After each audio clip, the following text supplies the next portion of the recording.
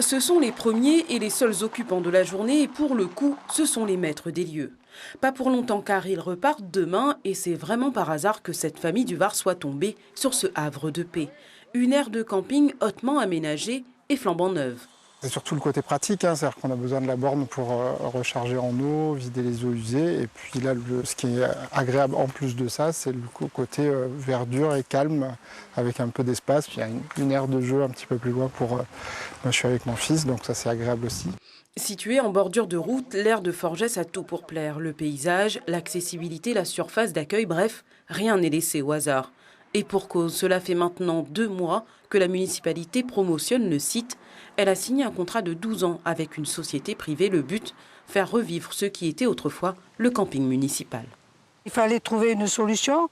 Nous ne pouvions plus continuer à gérer ce camping dans ces conditions-là.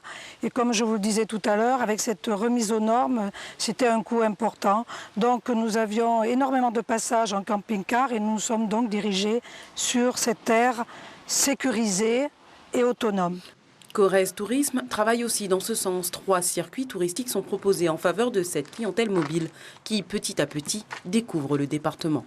Ce qui est bien, c'est qu'on a une répartition sur l'ensemble du département des aires d'accueil, ce qui permet aussi une découverte, un rayonnement touristique. La qualité de la prestation est tout à fait correcte avec quand même tous les services pour les camping-caristes qui sont proposés.